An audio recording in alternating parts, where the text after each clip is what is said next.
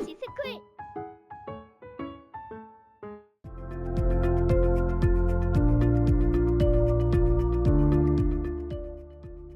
자, 계속 이어보겠습니다. 자, 15 번입니다. 자, 동량화 두 개가 나와 있네요. 자, "전형 방식에서 벗어난 독특한 기법이다."라고 돼 있고요. 자, 도판 두 개 보자마자 뭐 바로 어떤 기법인지가 정리가 되시는 분도 계실 겁니다. 뭐 하나는 물체를 남겨 놓고 뒤에를 눌러서 표현했고요. 하나는 지금 여기 동그라미를 안 쳤는데 실제 동그라미는 아마 이 부분에 쳐지겠죠? 밑에 설명이 나와 있어요. 눈, 코, 입에 튀어나온 부분이 인제 밝게 된 것을 볼 수가 있는데요. 요거 전부 다 용어 사전에 나와 있는 필독서에 있는 도판들이다라는 거죠. 제 교재에도 실려 있고요. 자, 먼저 가는 백발법이라고 하죠. 기법을 묻는 줄 알았더니 그냥 제시를 했네요. 가는 백발법, 나는 300법. 그렇다면 인제 단순 기법 묻는 문제는 좀 아니고 문맥을 봐야겠어요. 자, 얘는 가는 윤곽만으로 형태를 나타내는 기법이다. 외워두세요. 주로 산이나 수목 등을 하얗게 나타내려 할 때 윤곽만 그리고 안쪽은 칠이나 바рем을 하지 않은 채 주위를 어둡게 칠하는 것인데, 자, 여기까지 개념이고요. 제작 방식이 중요합니다. 먼저 단묵에 농도 짙은 악여물을 섞는데요. 이거를 이제 몰골법으로 대상을 그리면 돼요. 이 악여물을 섞은 걸로 몰골법으로 그리는 거야. 저 산을 몰골법으로 그렸다고요. 악여물을 섞은 단묵에다가 그 위에 이제 먹칠을 하는 거죠. 전체를 인제 먹칠을 하는 거예요. 그럼 먼저 그린 선들이 하얗게 떠오릅니다. 됐죠? 그래서 인제 저기가 남겨지는 거예요. 그러니깐 조심할 점은 우리 옛날에 시험 나왔던 홍운탁원처럼 뒤에서 눌러서 이렇게 어둡게 그리는 게 아니라 쟤는 요 자체를 아예 악유물을 섞은 단목으로 그린 다음에 전체를 먹으로 칠하겠다는 얘기예요. 그러면 악유물 칠한 대상은 먹이 올라가지 않으니까 하얗게 된다, 이 원리예요. 됐죠? 자, 만약에 악유물이 없으면 악유물이 1 순위였는데 이것을 섞어도 된다. 그죠? 이것. 이제 두 가지가 있습니다. 일단 우유가 있고요. 네, 하나는 계란 흰자. 이렇게 인제 정리하시면 되겠어요. 가장 뭐 전통적인 것은 악유물이고요. 계란 흰자나 우유다. 홍채섭의 영모와 같이 이색 화풍에서 특히나 많았어요. 지금 제시되어 있는 홍채섭 그림. 됐죠? 이런 재료들이 잘 나오니까 외워 두셔야겠네요. 따라서 얘는 염색으로 치면 약간 그 방지법이겠네요. 그죠? 칠한 부분이 막히는 것이니까. 그죠? 뭐 파라핀 염은 아니지만 파라핀처럼 납방 개념이 되겠죠. 납은 아니지만. 자, 그다음에 300 법입니다. 주로 인물 그릴 때 얼굴에 주로 사용하는 기법입니다. 주로 튀어나온 부위, 이마나 콧잔 등 뺨 등의 도드라진 부분을 흰색으로 표현하는 거. 얘는 아예 흰색 물감으로 칠해서 그리는 거죠. 이러한 특징은 서양화에서 이 기법과 동일하다. 그래서 여긴 또 서양화의 이 기법하고 동일한 예를 뭐라 그러냐? 우리는 너무나 잘 알고 있는 키아로스 큐로를 얘기를 합니다. 즉 명암 대조법을 얘기를 하죠. 제 강의 처음 들으신 분들 제 글씨가 좀 알아보시겠어요? 앞이지만 그래도 알아볼 수는 있죠? 키아로스큐로. 네. 그래서 만약에 글씨 모르겠으면 저한테 다시 얘기를 해 주세요. 자, 300 법은 예전에 중앙아시아 이 키질 석굴 사원이나 중국 도낭 석굴에서 사용이 됐다고 합니다. 특히 우리나라에서는 인제 보선 전기 불화 같은 데서 특히 많이 쓰였다 해서 지금 저 도판도 그렇고요. 자, 이렇게 단순하게 하시되 단순하게 기법만 정리하는 게 아니라 문맥 속에서의 그 해당되는 내용들, 재료들 잘 정리를 해야겠습니다.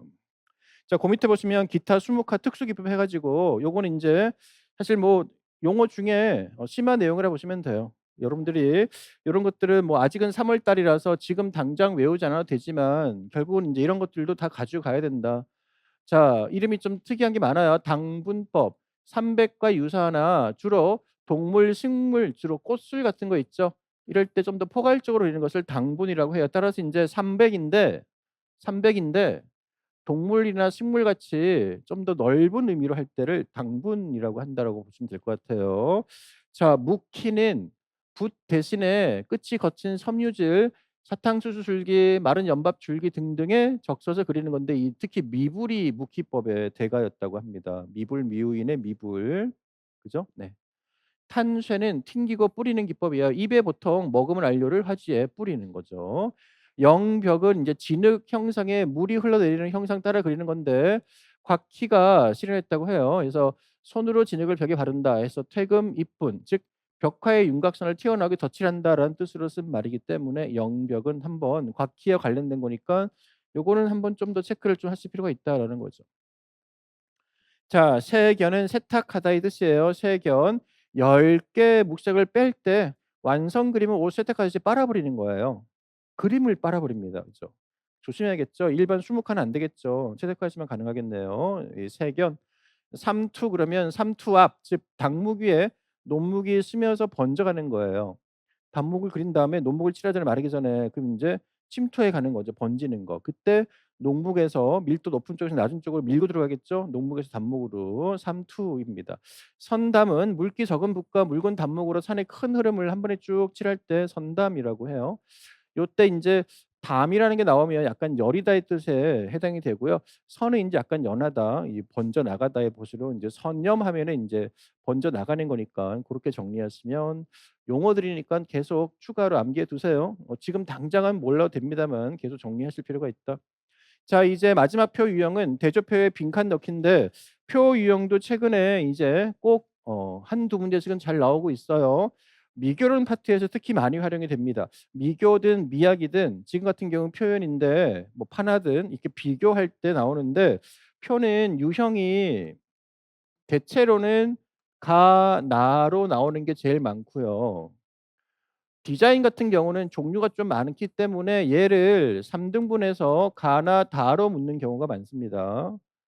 만약에 가나일 때는 서로 반대적인 급부가 좀 강할 거예요.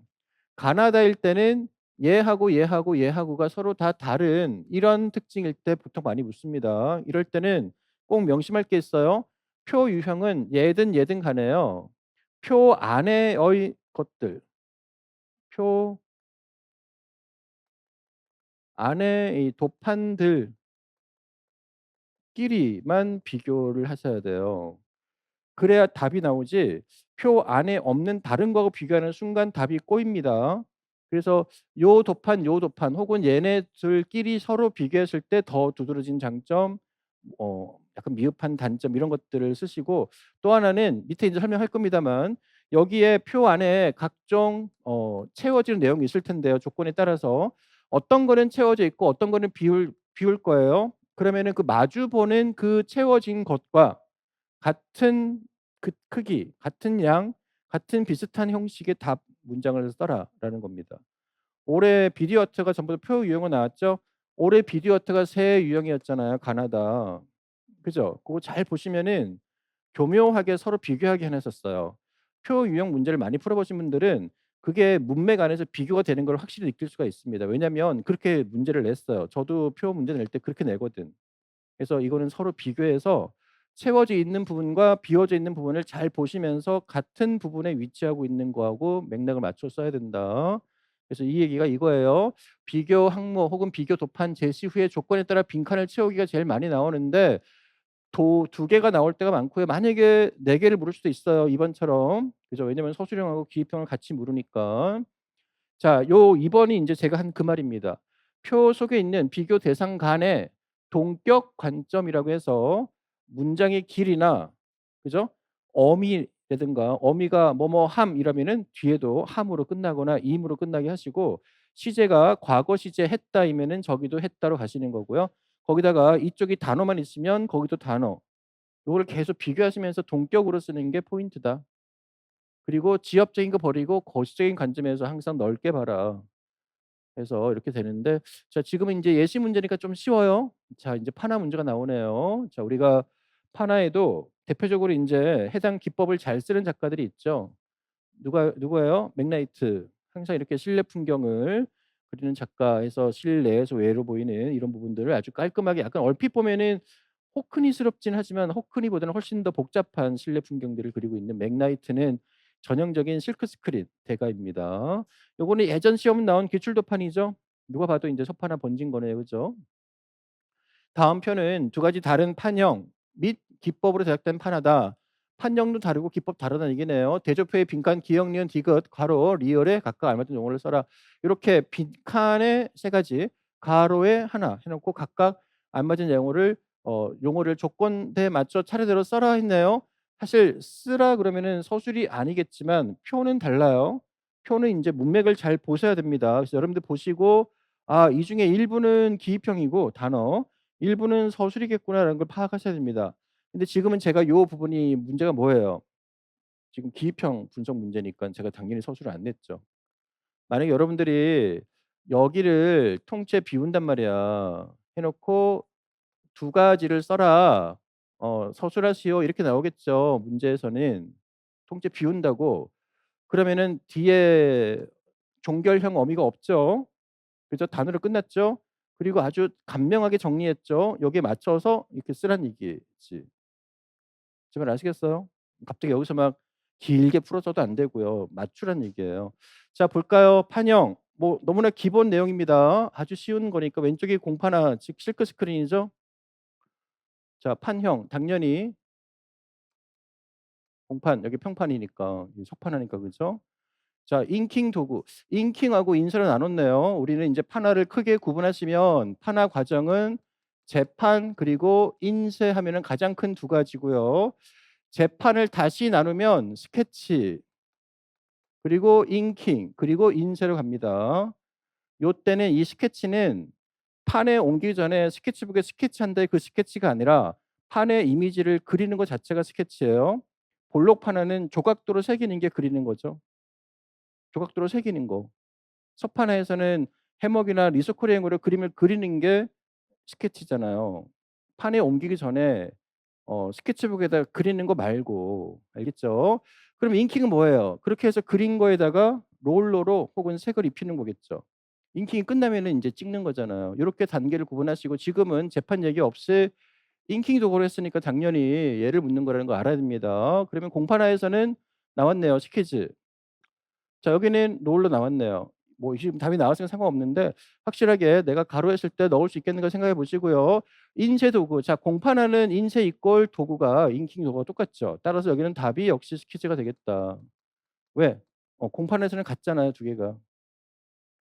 잉킹 올리는 순간 인쇄가 되잖아요, 원리가. 얘는 뭐죠? 평판화 인쇄 도구는 석판 프레스라고 해야겠죠. 인쇄 도구니까. 그냥 프레스기 해도 되는데 가급적이면 석판 프레스, 동판 프레스라고 쓰는 게 더 안전하죠. 왜 다르잖아요, 두 개는. 그죠? 자, 특징. 공판화에서는 선명 뚜렷한 이미지 제작 과정의 간편함. 석판은 자유분방, 우수한 회화성, 물과 그림의 배준을 활용한다 돼 있는데 대표성에서 이제 가로가 나왔어요. 네 가지 판형 중 유일하게 판과 그림의 요 리을 뭐예요? 자, 오른쪽은 네 가지 판형 중 직접 그린 그림과 가장 비슷한 표현이다. 이렇게 해서 이제 가장 대표적인 특징을 물었어요. 요것도 문맥 가로네요. 여기 여러분들 실제로 쓰라 그러면 이게 인제 평상시에 훈련 안 돼 있으면 이거를 인제 어떤 분들은 앞, 뒤라고 쓰세요. 혹은 인제 전후라고 쓰시고요. 이게 다 틀린 말이죠. 정확하게 좌우라고 써야죠. 그러니까 저런 쓸데없는 단어들도 한번 생각을 좀 하라는 얘기예요. 막상 쓰려고 그러면은 그 좌우라는 단어를 못 쓸 수가 있습니다. 그래서 "좌우가 바뀌지 않는다."라는 거죠. 응? 이거를 인제 풀어 쓴다고 왼편 오른편 하면은 되게 문장이 애매해지니까 그냥 좌우라고 쓰는 게 가장 노멀해요. 알겠습니까?